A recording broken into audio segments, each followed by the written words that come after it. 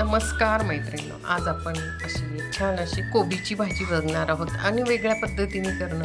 तर कोबी मी ही पावशीने चिरत होती, कारण मला कोबी घेतलेली होती आणि ही थोडीशी म्हणजे 5-6 दिवसापूर्वीची कोबी होती आणि ती अशी पावशीने चिरून घेतली. मला चाकूने चिरता येत नाही, त्याच्यामुळे मी ही पावशीने ती कोबी चिरून घेतली आणि कोबीची अशी छान अशी झटपट अशी आपल्याला डब्याला अशी भाजी करायची आहे. आणि छान पूर्ण रेसिपी बघा, खूप छान येणार आहे. छोटा व्हिडिओ आहे 5च मिनिटाचा. तर आपण इथे मी छान कोबी अशी चिरून घेतलेली होती, उभी जी बारीक कोबी चिरून घेतली. आणि कोणत्या पद्धतीने करणार आहे ते पूर्ण व्हिडिओ बघा आता. तर इथे आता आपण कोबी चिरून घेतलेली आहे. कोबी चिरून घेतल्यानंतर त्याच्यामध्ये आपण इथे ही मुगाची डाळ घेतलेली आहे. इथे ही 2-3 चमचे अशी ही मुगाची डाळ घेतलेली आहे आणि आपण त्याच्यात मुगाची डाळ ती बघा, ही मुगाची डाळ टाकलेली आहे आणि ती स्वच्छ 1-2 पाण्याने आपण आता चाळणीमध्ये स्वच्छ धुवून घेणार आहोत. तर मुगाची डाळ टाकून आपण कोबीची आज कोरडी भाजी करणार आहोत, अगदी झटपट अशी. तर आता ही आपण स्वच्छ आता नळाखाली एका चाळणीमध्ये पाणी टाकून आणि धुवून घेणार आहोत. तर इथे बघा, इथे आपण ही कोबी आणि मुगाची डाळ स्वच्छ धुवून घेतलेली आहे. त्याच्यानंतर या ठिकाणी माझं लसूण अद्रक आणि कोथिंबीर तर त्याची पेस्ट केलेली होती. तर ती पेस्ट आता इथे कढई ठेवलेली आहे. कढईवर आपण तेल टाकलं आणि जिरं टाकलेलं आहे. तर आपण याच्यात आता कढईत तेल टाकलं, जिरं टाकून घेतलं आणि कढीपत्ता टाकलेला आहे. त्याच्यानंतर मी तुम्हाला म्हटले की अद्रक लसूणची पेस्ट आणि त्याच्यात थोडीशी कोथिंबीर टाकलेली आहे आणि ते वाटण तयार करून ठेवलेलं आहे. सकाळी थोडीशी गर्दी असते, त्याच्यामुळे पटकन अशी भाजीसाठी असं वाटण तयार करून ठेवलं. ते छान असं परतून घेतलेलं आहे.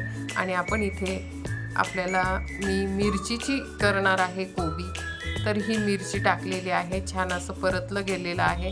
त्याच्यानंतर आपण ही स्वच्छ कोबी आणि मुगाची डाळ जी धुवून घेतलेली होती ती टाकलेली आहे. तर अशा पद्धतीने ती आपण पूर्ण त्याच्यात टाकून घेतली. आणि मी माझा मोबाईल जो आहे तो हातात असल्यामुळे थोडंसं हलणार आहे चित्र. तर त्याच्यानंतर आपण इथे थोडीशी हळद टाकून घेतलेली आहे. तुम्हाला वाटलं तर मी मिरचीची जास्त तिखट केलेली नव्हती, मिरची टाकलेली होती, त्याच्यामुळे मी कमी तिखट केलेली होती. तुम्हाला वाटलं तर तुम्ही थोडंसं याच्यावरून तिखटसुद्धा टाकू शकतात. आणि आता आपल्याला याचं जे कोबीचं आहे वाफेवर पाणी सुटणार आहे, किंवा थोडंसं हातात पाणी घेऊन आणि आपल्याला त्याच्यावर टाकायचं आणि त्या वाफेनेच बघा अशा पद्धतीने थोडंसं पाणी टाकून घेतलेलं आहे,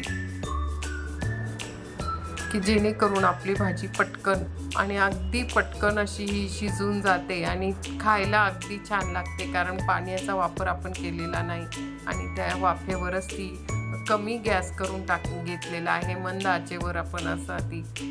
तर 5-1 मिनिटानंतर छान अशी ही डाळ तयार झाली. तर मी एकदा उघडून बघितलं होतं की भाजी शिजली का नाही. हे बघा, हाताने दाबून पाहिल्यानंतर छान अशी ही गरम आहे. तर छान भाजी तयार झालेली आहे.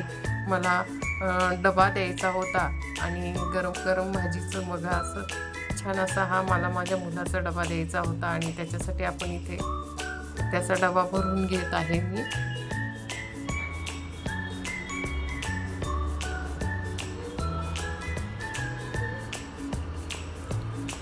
अशा पद्धतीने इथे मी त्याचं टिफिन पॅक करून देत आहे. 2-3 पोळ्या आणि थोडंसं लोणचं.